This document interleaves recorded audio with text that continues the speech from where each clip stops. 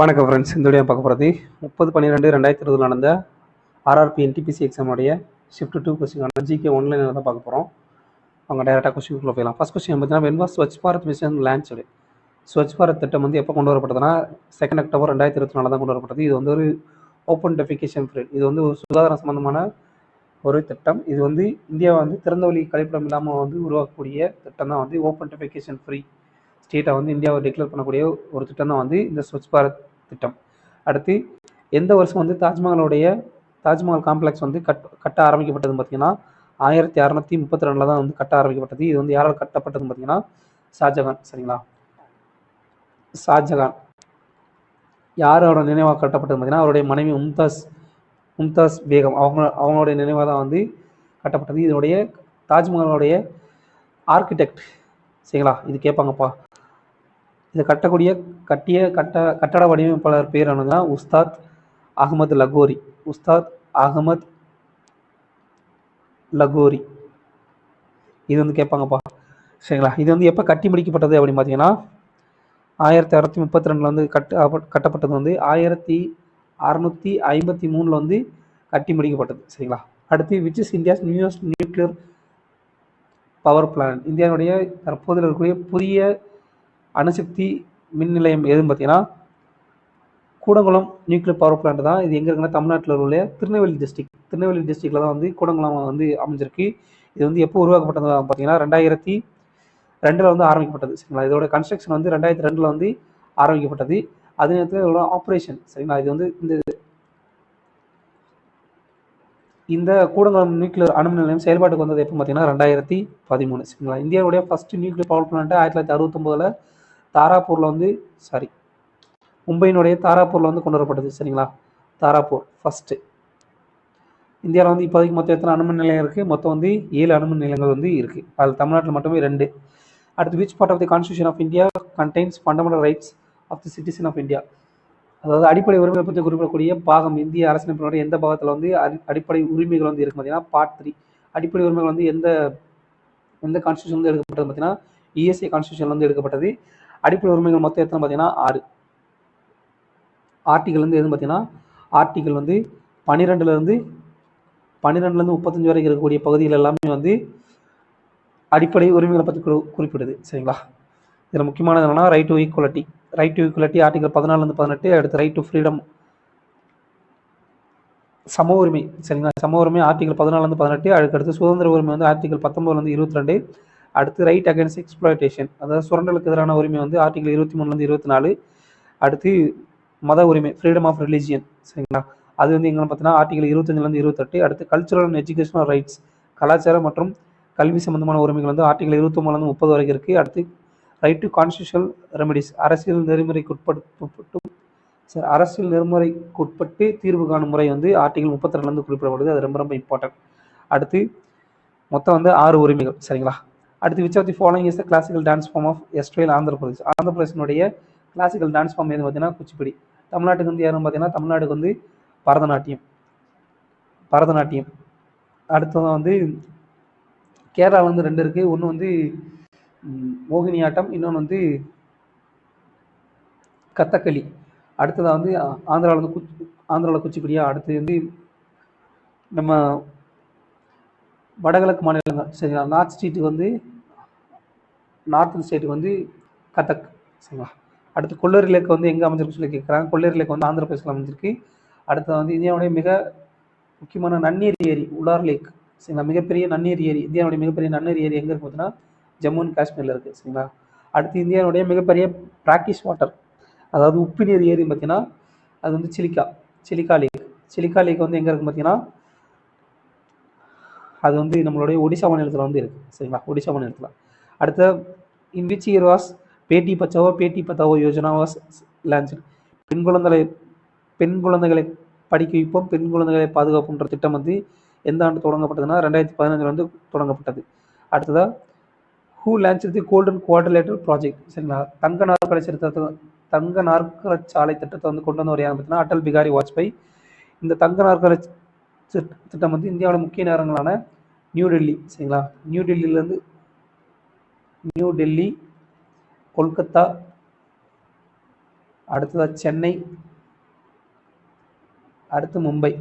இந்த 4 முக்கிய நகரங்களை இணைக்கக்கூடிய சாலை தான் வந்து தங்க நாற்கர சாலை திட்டம். இதனுடைய மொத்த தூரம் எவ்வளோ பார்த்தீங்கன்னா 5846 கிலோமீட்டர். சரிங்களா. அடுத்து சார்க் அமைப்பில் இருக்கக்கூடிய மொத்த நாடுகளோட எண்ணிக்கை என்னன்னு கேட்குறாங்க. 8 நாடுகள். சரிங்களா. சார்க் அமைப்பு வந்து இந்தியாவில் வந்து மோடி அரசாங்கம் பதவி ஏற்றதுக்கப்புறம் இந்த அமைப்பை வந்து அவங்க வந்து தவிர்க்க ஆரம்பிச்சிட்டாங்க. ஏன்னா பாகிஸ்தான் வந்து அளவுக்கு அதிகமான எல்லை தாண்டிய வன்முறையில் ஈடுபடுறதுனால, தீவிரவாதத்தில் ஈடுபடுறதுனால இந்த அமைப்பில் வந்து இந்தியா வந்து இதனுடைய மாநாடுகள் இதில் எதுவுமே கலந்துக்காமல் இந்த அமைப்பு வந்து ஒரு செயல்படாத ஒரு அமைப்பு மாதிரி இப்போ ஆகிப்போச்சு. சரிங்களா. இதில் வந்து இப்போ மொத்த எத்தனை மெம்பர்ஸ் இருக்காங்கன்னா 8வது மெம்பர் எதுன்னு பார்த்தீங்கன்னா ஆப்கானிஸ்தான். இதனுடைய ஹெட் குவார்ட்டர்ஸ் எங்கே இருக்குன்னு பார்த்தீங்கன்னா பங்களாதேஷில் இருக்குன்னு நினைக்கிறேன். டாக்கா பங்களாதேஷா நேபாளம் தெரியல சரியா. பட் இது வந்து 1985 உருவாக்கப்பட்ட ஒரு அமைப்பு. அடுத்து who is the founder of Facebook. Facebook அமைப்பினுடைய ஃபவுண்டர் யாருன்னு பார்த்தீங்கன்னா மார்க் சக்கர்பர்க். அடுத்து botanical name of banyan tree. சரி ஆலமரத்தினுடைய பொட்டானிக்கல் நேம் என்ன பார்த்தீங்கன்னா ஃபிகஸ் பென்கலனிசிஸ். அடுத்து ஹூ டிஸ்கவர்ட் செல்லை கண்டறிந்தவர் யாருன்னு பார்த்தீங்கன்னா ராபர்ட் ஹூக். சரிங்களா. இவர் வந்து கண்டுபிடித்தது வந்து ஒரு இறந்த செல். சரிங்களா. தக்கையில் கண்டுபிடிக்கப்பட்ட செல்லு. ராபர்ட் ஹூக் வந்து கண்டுபிடிச்சது ஒரு இறந்த செல். பட் லிவிங் செல்லை வந்து கண்டுபிடிச்சது யார் பார்த்தீங்கன்னா உயிரோடு இருக்கக்கூடிய செல்லை வந்து கண்டுபிடிச்சது யார் பார்த்தீங்கன்னா ஆண்டன் வாலன் லீவன்ஹியூக்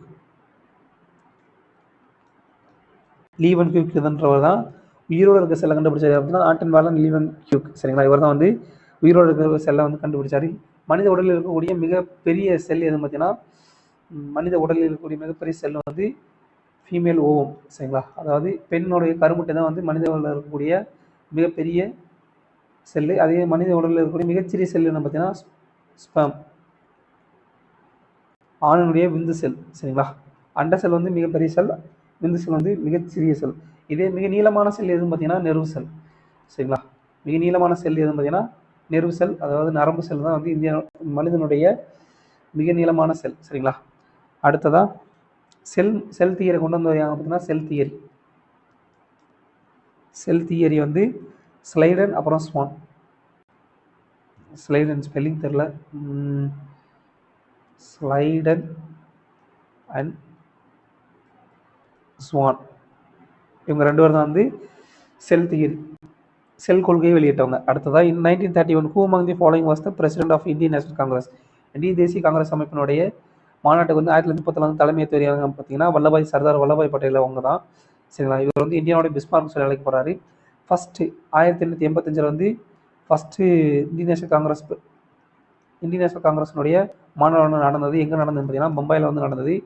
இதனுடைய சேர்மனாக இருந்தவர் யார் பார்த்தீங்கன்னா WC பானர்ஜி. சரிங்களா. அடுத்ததாக who devised the policy of doctrinal lapse. அதாவது வாரிசிலப்பு கொள்கையை வந்து கொண்டு வந்தவர் யார் பார்த்தீங்கன்னா லார்ட் டல்கௌசி. அவர் தான் வந்து வாரிசிலப்பு கொள்கையை வந்து கொண்டு வந்திருப்பார். சரிங்களா. இது வந்து எப்போ கொண்டு வரப்படுதுன்னா 1848 வந்து இதன்படி வந்து முதல்ல இணைஞ்ச ஸ்டேட் எதுன்னு பார்த்தீங்கன்னா வாரிசிலப்பு கொள்கையின்படி முதல்ல இணைக்கப்பட்ட ஸ்டேட் எதுன்னு பார்த்தீங்கன்னா சத்தாரா 1848 வந்து இணைக்கப்பட்டது. சரிங்களா. ஞாபகம் வச்சுக்கோங்க. 1848 அதுக்கடுத்து வந்து இணைக்கப்பட்டது எதுன்னு பார்த்தீங்கன்னா ஜெய்ப்பூர் அப்புறம் சம்பல்பூர். இது வந்து 1849 வந்து இணைக்கப்பட்டது. சரிங்களா. லார்ட் டல்கௌசியோட காலத்தில் தான் வந்து நம்மளுடைய railway line first railway line 1853 வந்து கொண்டு வரப்பட்டது. சரிங்களா. அடுத்து ஃபோர்ஸினுடைய எஸ்ஐ யூனிட் என்ன பார்த்தீங்கன்னா விசையினுடைய எஸ்ஐ யூனிட் என்ன பார்த்தீங்கன்னா நியூட்டன். இதனுடைய ஃபார்முலா என்ன பார்த்தீங்கன்னா kg metre per second square. சரிங்களா. Metre per second square. அதாவது ஃபோர்ஸோட ஃபார்முலா என்ன F = ma. சரிங்களா. நிறை இன்ட்டு ஆக்சலரேஷன். அதோடைய ஃபார்முலா வந்து kg metre per second square. சரிங்களா. இதே ஃபோர்ஸினுடைய நம்மளுடைய சிஜிஎஸ் யூனிட் என்ன பார்த்தீங்கன்னா இது வந்து எஸ்ஐ யூனிட்டோட மதிப்பு வந்து நியூட்டனு. அதே இது விசையினுடைய சிஜிஎஸ் யூனிட் என்ன பார்த்தீங்கன்னா சிஜிஎஸ் யூனிட் வந்து டைன். சிஜிஎஸ் யூனிட் வந்து டைன். சரிங்களா. அடுத்து in computer field OLE is the abbreviation of. OLE full form என்ன பார்த்தீங்கன்னா ஆப்ஜெக்ட் லிங்கிங் அண்ட் எம்படிங்கிறதான் OLE ஃபுல் ஃபார்ம். சரிங்களா. அடுத்த கொஸ்டின் வந்து ஒரு சொல்யூஷன் வந்து ஒரு கரைசல் வந்து சாக் பவுடர் சுண்ணாம்புகளோட வந்து வினைபுரியும் பொழுது வந்து அந்த சுண்ணாம்பு பவுடர் வந்து என்ன ஆகுதுன்னா பால் போன்ற திரவமாக மாறுது. அப்படின்னா அந்த சொல்யூஷன் வந்து என்ன சொல்லி கேட்குறாங்க, அது வந்து HCl. வயிற்றில் சுரக்கக்கூடிய அமிலம் வந்து பார்த்தீங்கன்னா இந்த ஹைட்ரோகுளோரிக் ஆசிட் தான். இந்த சுண்ணாம்பு பவுடருடைய ஃபார்முலா என்ன பார்த்தீங்கன்னா CeCO3. சரிங்களா, CeCO3. அடுத்து when was the provision of Bharat Ratna introduce. Bharat Ratna வந்து விருது வந்து எப்போ கொண்டு வரப்பட்டதுன்னா 1954 வந்து கொண்டு வரப்பட்டது. சரிங்களா, இதுதான் இந்தியாவுடைய மிக உயரிய விருது. சரிங்களா, இது வந்து ஃபர்ஸ்ட் ரிசீவ் பண்ணவங்க யார் பார்த்தீங்கன்னா 3 பேர். சரிங்களா, ஃபர்ஸ்ட் அவார்டு வந்து 3 பேர். யார் பார்த்தீங்கன்னா சர் சி வி ராமன். அடுத்ததான் வந்து டாக்டர் ராதாகிருஷ்ணன், சர்வப்பள்ளி ராதாகிருஷ்ணன். சரிங்களா, இந்தியாவுடைய ஃபர்ஸ்ட் வைஸ் பிரசிடென்ட். சரிங்களா, அதுக்கடுத்து வந்து சி ராஜகோபாலாச்சாரி ராஜாஜி. சரிங்களா, அடுத்ததான் வந்து இப்போ வந்து இந்த பாரத ரத்னா வந்து பெற்ற முதல் வெளிநாட்டவர் யாரும் பார்த்தீங்கன்னா ஃபர்ஸ்ட் ஃபாரினர் யாரும் பார்த்தீங்கன்னா ஃபர்ஸ்ட் ஃபாரினர் யாரும் பார்த்தீங்கன்னா பாகிஸ்தானை சேர்ந்த கான் அப்துல் எல்லைகன்னு சொல்லி அழைக்கப்படக்கூடிய கான் அப்துல் கஃபார் கான்.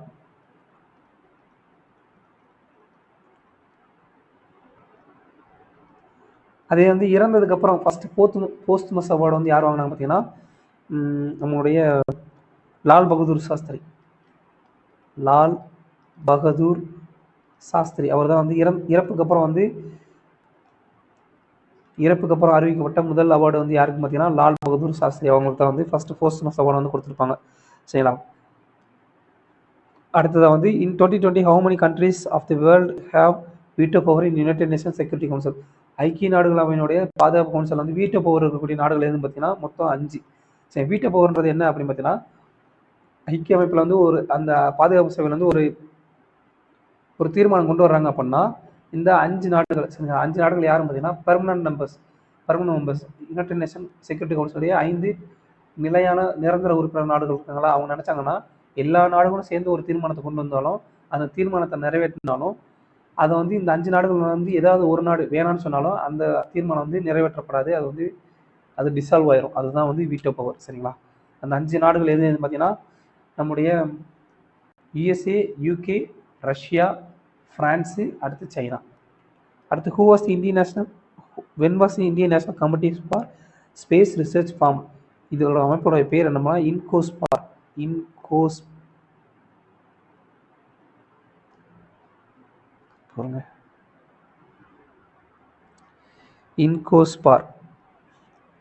இதுதான்ப்பா இன்கோஸ்பார்.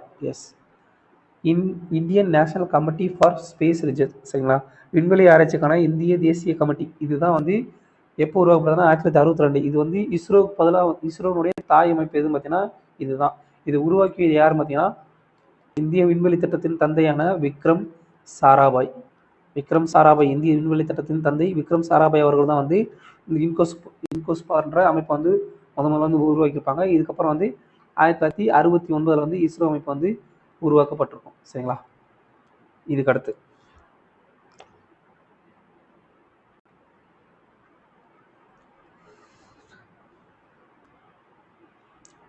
அடுத்ததா ஆயில் போட்டுங்க. buying or selling goods electronically is known as e-commerce. அடுத்து service sector is part of days of an economy. Service sector வந்து எத்தனாவது துறை பார்த்தீங்கன்னா எக்கனாமியில் வந்து 3வது துறை. சரிங்களா, இதுக்கு முன்னாடி என்னென்ன செக்டர் இருக்குன்னா பிரைமரி செக்டர், அடுத்து செகண்டரி செக்டர், அடுத்ததாக டெரிட்டரி செக்டர், கடைசியாக வந்து குவாட்ரடி. சரிங்களா, 4வது துறை வந்து ஒன்று இருக்குது. பிரைமரி செக்டர் என்ன பார்த்தீங்கன்னா அக்ரிகல்ச்சர் பேஸ்டாக இருக்கக்கூடிய எல்லாமே வந்து அக்ரிகல்ச்சர் பேஸ்டாக இருக்கக்கூடிய எல்லாமே வந்து பிரைமரி செக்டர் தான். உதாரணமாக வந்து அக்ரிகல்ச்சரு, அதுக்கடுத்து வந்து ஃபிஷ்ஷிங்கு, மைனிங் ஆக்டிவிட்டீஸு.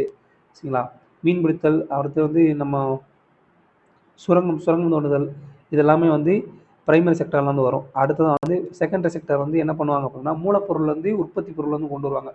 சரிங்களா, உதாரணமாக காட்டன்லேருந்து நூல் எடுக்கிறது, அந்த மாதிரி வந்து உற்பத்தி தொழிற்சாலை எல்லாமே வந்து செகண்டரி செக்டர். மூணாவது வந்து டெரிட்டரி செக்டர் என்ன பார்த்தீங்கன்னா சேவை துறைகள் எல்லாமே வந்து டெரிட்டரி செக்டர். உதாரணமாக போக்குவரத்து, டெலிகம்யூனிகேஷனு, அந்த மாதிரி விஷயங்கள் எல்லாமே வந்து டெரிட்டரி செக்டரில் வரும். நான்காவது வந்து நான்காவது ஒரு துறை இருக்குது, அது வந்து நம்ம இந்த வக்கீல், டீச்சர், அந்த மாதிரி ஜாப்ஸ் எல்லாமே வந்து ஆராய்ச்சி துறையில் ஈடுபடுறவங்க, அது எல்லாமே வந்து நான்காவது துறையில் வந்து வரும். அடுத்து what is the freezing point of water on Kelvin scale? Freezing பாயிண்ட்னா என்ன அப்படின்னு பார்த்தீங்கன்னா, திரவம் வந்து திடப்பொருளாக மாறுது பார்த்தீங்களா, அதுதான் வந்து ஃப்ரீசிங் பாயிண்ட். இது வந்து 0 டிகிரி செல்சியஸில் வந்து 0 டிகிரி. அப்படின்னா கெல்வின் ஸ்கேல் என்ன பார்த்தீங்கன்னா 273.15 கெல்வின். சரிங்களா, அதே இது நம்மளுடைய ஃபாரன்ஹீட் அளவில் வந்து 32 Fahrenheit, degree Fahrenheit, 32 Fahrenheit.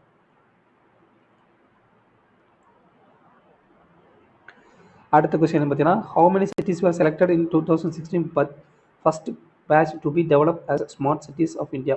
Smart cities திட்டம் வந்து எப்போ கொண்டு வரப்படுதுன்னா 2015 கொண்டு வரப்பட்டது. இந்த திட்டத்தின்படி 2016 வந்து மொத்தம் எத்தனை நகரங்களை தேர்ந்தெடுத்தாங்கன்னா, ஃபர்ஸ்ட் பேஜில் வந்து 20 நகரங்கள் வந்து தேர்ந்தெடுத்தாங்க. அடுத்து ராஜ்யசபாவுடைய மொத்த உறுப்பினர்களோட எண்ணிக்கை என்ன? 250. எத்தனை பேர் பார்த்தீங்கன்னா 238 பேர் வந்து மாநில சட்டமன்றங்களால் வந்து தேர்ந்தெடுக்கப்படுவாங்க. ப்ளஸ் ஒரு 12 பேர் வந்து நம்முடைய பிரசிடென்டால் வந்து நியமிக்கப்படுவாங்க. சரிங்களா, இது வந்து ஆர்டிகல் 18 வந்து குறிப்பிடப்படுது. சரிங்களா, இதனுடைய மெம்பர்ஷிப்போடைய ஹையஸ்ட் ரேஞ்ச் வந்து ஆர்டிகல் 18 வந்து குறிப்பிடப்படுது.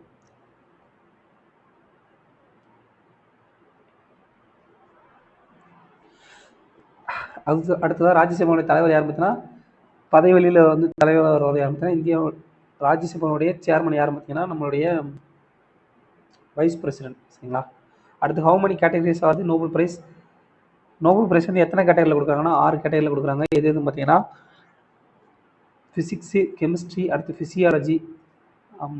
ஃபிசியாலஜி, அதுக்கடுத்து வந்து லிட்ரேச்சரு, ஃபீஸு, எக்கனாமிக்ஸ், அதாவது இயற்பியல், வேதியியல், அப்புறம் மருந்தியல், அதுக்கடுத்து வந்து இலக்கியம், அமைதி மற்றும் எக்கனாமிக்ஸ். இந்த நோபல் பிரைஸ் வந்து எப்போ கொண்டு வரப்பட்டதுன்னா 1901 தான் வந்து முதலாக வந்து கொண்டு வரப்பட்டது. அடுத்து when was the India's first satellite Aryabhata spacecraft launch? ஆரியப்பட்டான்றது இந்தியாவுடைய முதல் சேட்டலைட். இது வந்து எப்போ விண்ணில் செலுத்தப்பட்டனா 1975 ஏப்ரல் 19 வந்து விண்ணில் செலுத்தப்பட்டது. இதனுடைய ஃபர்ஸ்ட் கம்யூனிகேஷன் சேட்டலைட் என்ன? ஆப்பிள். அடுத்து how many wars were fought between British with Mysore பேரரசுடைய பிரிட்டிஷ் அரசுக்கு இடையில எத்தனை போர் வந்து நடந்தது பார்த்தீங்கன்னா 4 போர்கள். சரிங்களா, 1764 இருந்து 1764 கரெக்டா? எஸ், இல்லை, 1767 இருந்து 69 வரைக்கும் ஃபர்ஸ்ட் போர் வந்து நடந்தது. அடுத்தது வந்து 1780 இருந்து 84 வரைக்கும் 2வது போர் நடந்தது. அடுத்தது வந்து 1790 இருந்து 92 வரைக்கும் 3வது போர் நடந்தது. அடுத்தது 1799 வந்து 4வது போர் வந்து நடந்தது. அடுத்து when was the first session of Indian National Congress held? இந்திய தேசிய காங்கிரஸுடைய ஃபர்ஸ்ட் கூட்டம் வந்து எப்போ நடந்ததுன்னா டிசம்பர் 1985 நடந்தது. இதோடைய தலைமை தேர்தல் யாருன்னு பார்த்தீங்கன்னா WC பானர்ஜி. சரிங்களா, ஃபர்ஸ்ட் வந்து WC பானர்ஜி எங்கே பார்த்தீங்கன்னா பம்பாய். சரிங்களா, ரெண்டாவது வந்து எங்கே நடந்துச்சு பார்த்தீங்கன்னா நம்முடைய கொல்கத்தா நடந்திருக்கும். அங்கே வந்து தலைமை யார் பார்த்தீங்கன்னா இந்தியாவுடைய முதுபெரும் தலைவரான முதுபெரும் மனிதன் சொல்லி அழைக்கப்படக்கூடிய தாதாபாய் நவரோஜி. மூன்றாவது வந்து எங்கே நடந்துச்சுன்னா 1987. சரிங்களா, 85, 86 கொல்கத்தா, 87 வந்து சென்னையில் நடந்துச்சு. ஃபர்ஸ்ட் முஸ்லீம் பிரசிடென்ட் யார் பார்த்தீங்கன்னா அங்கே வந்து தலைமையேற்றவர் பத்ருதீன் தயாப்ஜி. சரிங்களா, இது 3 இம்பார்ட்டன்ட்பா. அடுத்து who was one of the cofounder of Ghadar பார்ட்டியினுடைய கோஃபவுண்டர் யார் பார்த்தீங்கன்னா லாலா ஹர்தயால். சரிங்களா, இவர் தான் வந்து ஒன் ஆஃப் தி கதர் பார்ட்டியினுடைய தோற்றுவித்தவர்கள் வந்து இவரும் ஒருத்தர். சரிங்களா, லாலா ஹர்தயால். இது வந்து எங்கே தோற்றுவிக்கப்படுதுன்னா செயின்ட் பிரான்சிஸில் வந்து தோற்றுவிக்கப்பட்டது. கனடாவில் நினைக்கிறேன், கனடாவும் யூஎஸ்ஏவும் தெரியல, சாரி, அது மட்டும் செக் பண்ணி சொல்கிறேன். இது வந்து எப்போ உருவாக்கப்பட்ட அமைப்பு பார்த்தீங்கன்னா கதர் பார்ட்டி வந்து 1913 வந்து உருவாக்கப்பட்டது. 1948 வரைக்கும் செயல்பாட்டில் இருந்தது. இது வந்து வெளிநாட்டில் குடியேறிய இந்திய வம்சாவளியினர் வந்து தொடங்கிய பார்ட்டி தான் வந்து கதர் பார்ட்டி. அடுத்து மீத்தேனுடைய ஃபார்முலா என்ன பார்த்தீங்கன்னா CH4. இது வந்து மார்ஸ் கேஸ் சொல்லி அழைப்போம். மார்ஸ் கேஸ் அப்படின்னு சொல்லி அழைக்கக்கூடியதும் இந்த மீத்தேன் தான். அடுத்து டவுரி ப்ரொஹிபிஷன் ஆக்ட் வந்து எப்போ கொண்டு வரப்படுதுன்னா வரதட்சணை தடுப்பு சட்டம் வந்து எப்போ கொண்டு வரப்படுதுன்னா 1961 வந்து கொண்டு வரப்பட்டது. அடுத்து what is the approximate total length of the coastline of India including the coastline of Lakshadweep island and Andaman Nicobar island? இந்தியாவுடைய மொத்த கடற்கரையினுடைய நீளம் என்ன பார்த்தீங்கன்னா தீவுகள் எல்லாத்தையும் சேர்த்து 7517 கிலோமீட்டர்ன்றதான் கரெக்டான ஆன்சர். மொத்தம் வந்து 9 ஸ்டேட் வந்து இந்தியாவுடைய கோஸ்ட் லைனோட வந்து பகிர்ந்துக்கிறாங்க. அதில் வந்து லார்ஜஸ்ட் எதுன்னு பார்த்தீங்கன்னா லார்ஜஸ்ட் கோஸ்ட் லைன் உள்ள மாநிலம் எது பார்த்தீங்கன்னா குஜராத். சரிங்களா, ஃபஸ்ட்டு குஜராத், அடுத்ததான் வந்து ரெண்டாவது வந்து ஆந்திர பிரதேஷ்.